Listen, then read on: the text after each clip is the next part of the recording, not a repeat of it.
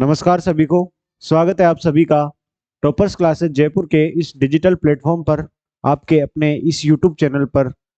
साथियों, हम इस चैनल पर आपको निरंतर विज्ञान की क्लासेस प्रोवाइड करवा रहे हैं, जिसके अंतर्गत हमारा जो टॉपिक हमने शुरू किया था, सबसे पहला टॉपिक कोशिका का टॉपिक हमने लिया था, वो आज कंप्लीट हो जाएगा। और इसका जो क्लास के लास्ट में हम इसका संपूर्ण जो अब तक हमने पढ़ा है उसका हम एक फास्ट रिवीजन भी हम कर लेंगे। तो कल जो हम पढ़ रहे थे वो हमारा अंतिम चरण में थे कोशिका के इस टॉपिक के। वो हमारा अर्धसूत्री विभाजन था, वो कंप्लीट हो चुका था। अब इसमें इस स्लाइड के माध्यम से हम अर्धसूत्री और समसूत्री विभाजन में कुछ जो डिफरेंस है, जो काफी इंपॉर्टेंट ये डिफरेंस होते हैं, इनसे प्रश्न आपके सीधे सीधे परीक्षा में पूछ लिया जाता है। तो इनमें हम डिफरेंस को इस स्लाइड के माध्यम से समझने का प्रयास करते हैं। तो साथियों, शुरू करते हैं आज की क्लास। समसूत्री और अर्धसूत्री विभाजन में अंतर। हम पढ़ रहे हैं समसूत्री और अर्धसूत्री विभाजन में अंतर। समसूत्री विभाजन, अर्धसूत्री विभाजन दोनों हम काफी अच्छे से डिटेल से चित्रों के माध्यम से समझ चुके हैं। अब इनमें अंतर क्या क्या है वो हम देखने वाले हैं। सबसे पहला अंतर जो होता है वो होता है कि समसूत्री विभाजन केवल एक चरण में होता है। केवल एक चरण में होता है। कैसे कि समसूत्री विभाजन में क्या होता है कि एक कोशिका से ये दो कोशिकाएं बन गई, और गुणसूत्रों की संख्या तो नाम से स्पष्ट है कि गुणसूत्रों की संख्या समान रहेगी। तो ये एक चरण हो गया, इसमें ही समसूत्री विभाजन कंप्लीट हो जाता है। जबकि अर्धसूत्री विभाजन जो हमने कल पढ़ा था उसमें हमने देखा था कि एक कोशिका, इससे सबसे पहले दो कोशिकाएं बनती है जिनमें गुणसूत्रों की संख्या आधी रह जाती है। ये तो होता है फर्स्ट चरण। फिर दोबारा इनमें विभाजन होता है जो कि समसूत्री की तरह होता है, और इससे चार कोशिकाएं बनती है। इससे चार कोशिकाएं बनती है। तो ये इसका सेकंड चरण हो जाता है। ये इसका सेकंड चरण होता है। इस प्रकार से अर्धसूत्री दो चरणों में होता है। यह केवल एक चरण में होता है, अर्धसूत्री दो चरणों में होता है। इस प्रकार से अर्धसूत्री दो चरणों में होता है। अब बात करते हैं अगले पॉइंट की।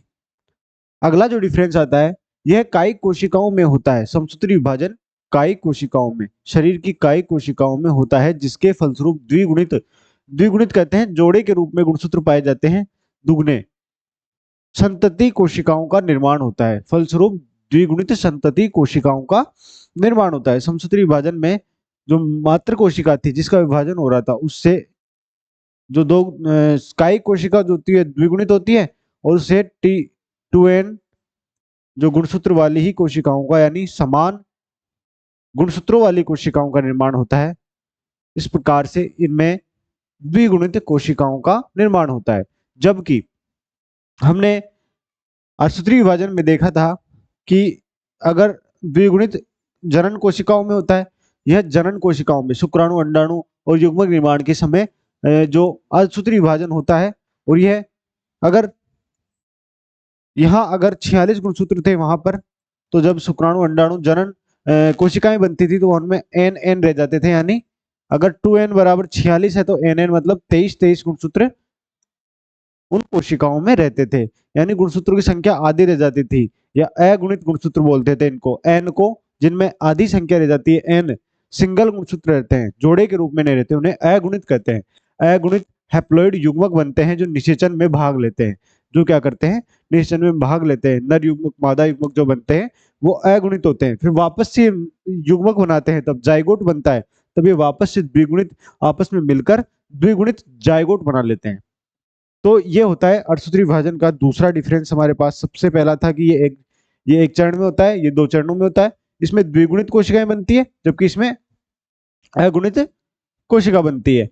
केंद्रक में एक विभाजन होता है, किंतु गुणसूत्रों की संख्या संतति कोशिका के समान रहती है।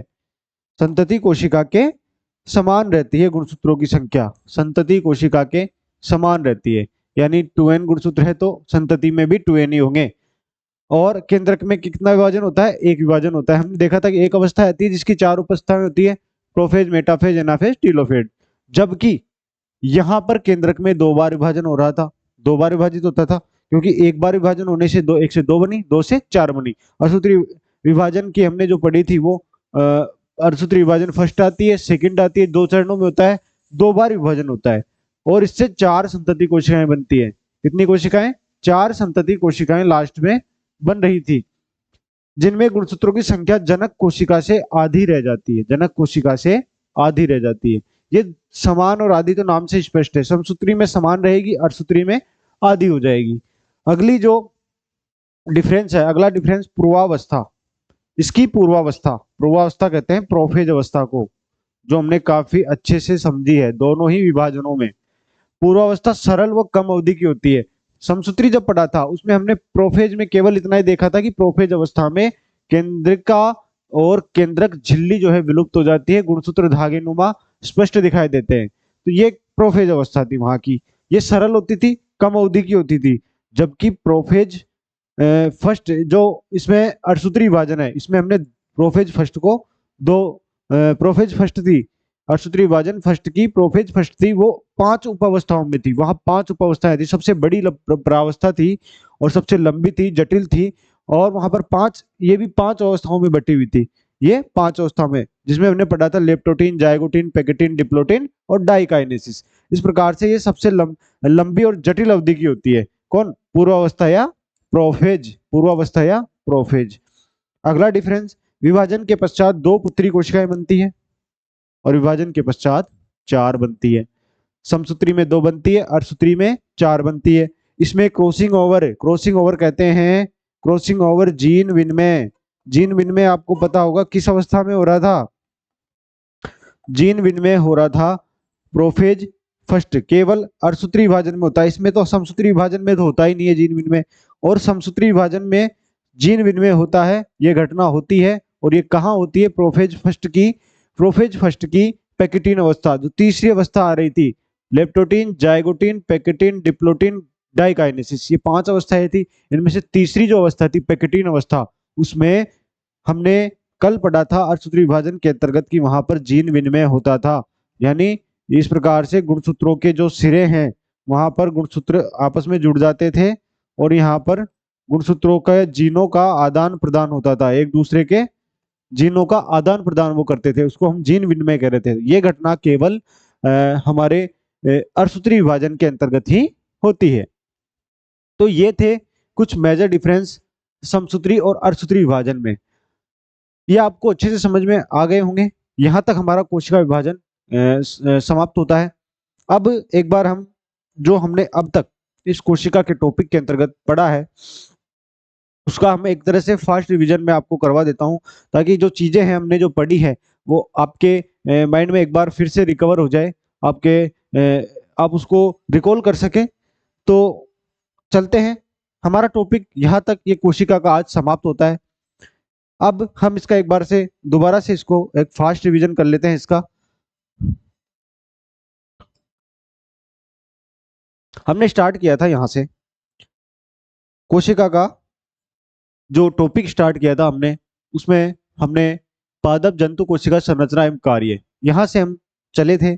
सबसे पहले हमने कुछ सामान्य जानकारियां पढ़ी, जैसे कि इसके अध्ययन को साइटोलॉजी कहते हैं, और इसकी जो शरीर की संरचनात्मक और क्रियात्मक इकाई होती है, शरीर की संरचनात्मक और क्रियात्मक इकाई होती है हमारी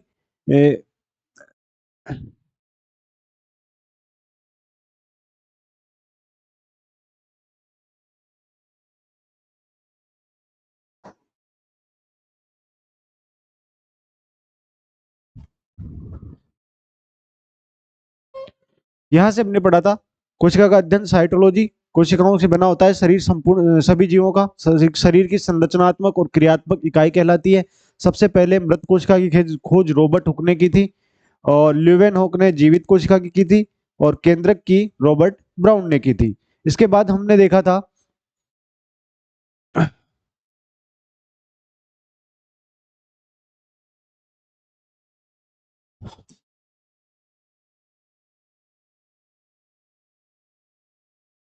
इसके बाद संसार की सबसे छोटी बड़ी कोशिकाएं, ये कुछ फैक्ट थे जो हमने देखे थे कि छोटी कोशिकाएं कौन सी होती है, बड़ी कोशिका कौन सी होती है, सबसे पादपों में सबसे छोटी और सबसे बड़ी।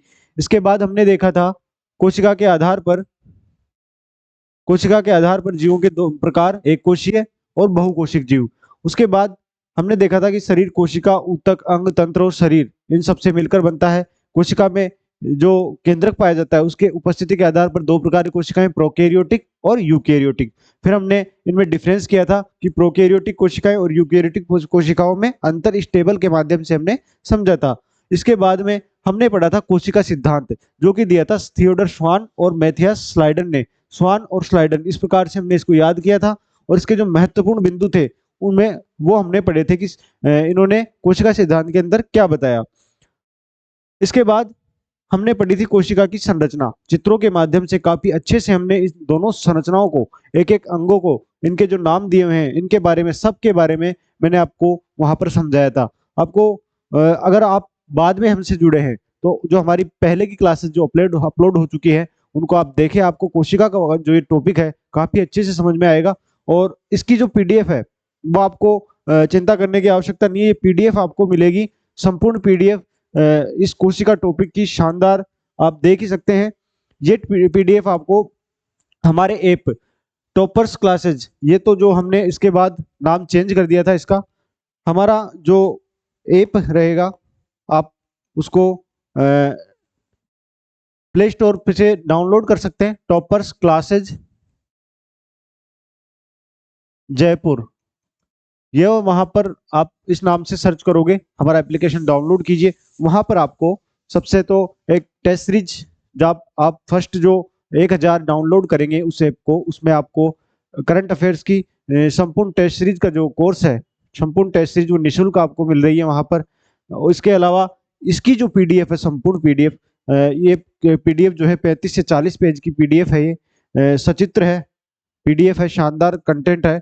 ये आपको वहां पर ऐप में आपको अवेलेबल करवा दी जाएगी। इसलिए आप टॉपर्स क्लासेस जयपुर के ऐप को प्ले स्टोर से डाउनलोड कर लीजिए। इसके बाद हमने जो पढ़ा था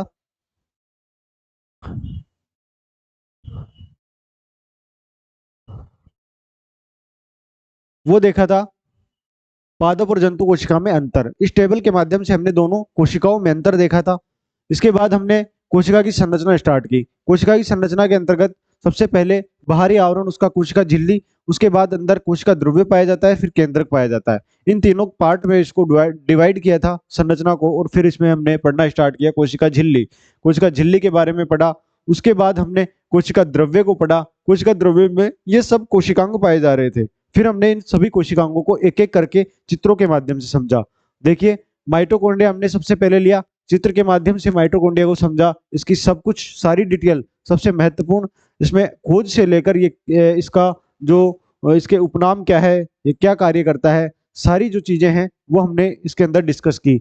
फिर इसी प्रकार से अगला कोशिकांग लवक आया था हमारे पास। लवक में 3 प्रकार के लवक, हरित लवक, उसके बाद वर्णी लवक, टमाटर का रंग डाइकोपिन, ये जो आपके डायरेक्ट क्वेश्चन बनते हैं आपके एग्जाम में, टमाटर का जो रंग होता है लाल, वो किस वर्णक के कारण होता है, वहां पर आपका आंसर आता है लाइकोपिन।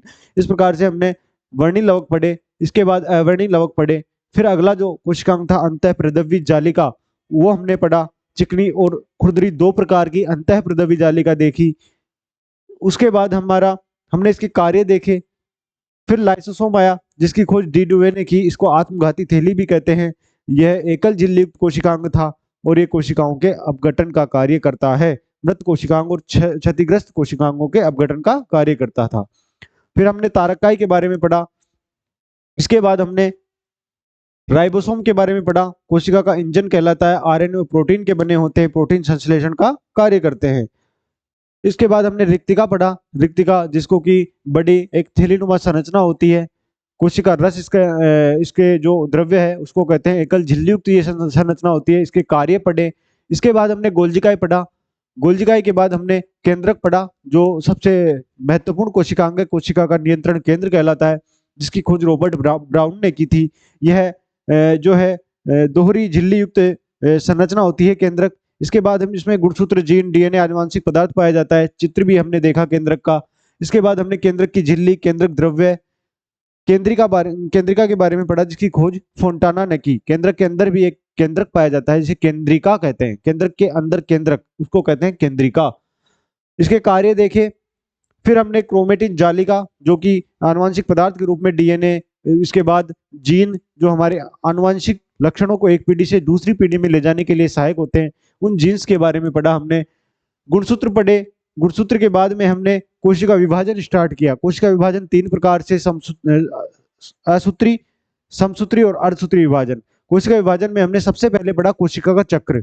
कोशिका चक्र जिसको सेल साइकिल कहते हैं, वो क्या होता है? वो कोशिका विभाजन से पहले, यानी कोशिका विभाजन से पहले इसमें 2 प्रकार की अवस्था आती है, एक तो इंटरफेज अंतरावस्था और विभाजन अवस्था। विभाजन अवस्था में तो आपके कोशिका विभाजन करेगी, वो प्रोसेस आएगी, लेकिन इससे पहले अंतरावस्था आती है। विभाजन होने से पहले अंतरावस्था आती है। वो अवस्था होती है जिसमें कोशिका स्वयं को विभाजित करने के लिए तैयार करती है, जो आवश्यक पदार्थ होती है उसका संश्लेषण करती है, यानी विभाजन की तैयारी इसमें होती है। इसके बारे में हम इसमें G1 S G2 अवस्था आ रही थी, इसके बारे में पढ़ा था। इस प्रकार से ये चक्र पढ़ा था आपने। G1 अवस्था पढ़ी, उसके बाद S अवस्था और G2 अवस्था। G1 अवस्था, G2 अवस्था, G1 अवस्था, S अवस्था और G2 अवस्था। उसके बाद केंद्र का विभाजन और कोशिका द्रव्य का विभाजन, वो विभाजन के अंतर्गत आ जाता है। लेकिन उससे पूर्व तैयारी की जो अवस्था होती है वो 3 अवस्थाएं होती है, G1 S और G2। इसके बाद हमने कोशिका विभाजन यानी कि उसके केंद्रक का विभाजन जो 2 प्रकार से हो रहा था। 3 प्रकार का कोशिका विभाजन था, असूत्री, समसूत्री और अर्धसूत्री। आगे असूत्री विभाजन हमने स्टार्ट किया, ये ज्यादा इंपॉर्टेंट है नहीं। फिर हमने समसूत्री विभाजन स्टार्ट किया, समसूत्री और अर्धसूत्री। समसूत्री में सबसे पहले इस शब्द को जो दिया था फ्लेमिंग ने दिया था। इसमें गुणसूत्रों की संख्या अपरिवर्तित रहती है, एक कोशिका से 2 कोशिका बनती है, कई कोशिकाओं में होता था, और ये 2 प्रकार का होता था, कैरियोकाइनेसिस, साइटोकाइनेसिस। कैरियोकाइनेसिस होता था हमारे पास जो केंद्रक का विभाजन होता था, फिर साइटोकाइनेसिस कोशिका द्रव्य का विभाजन होता था।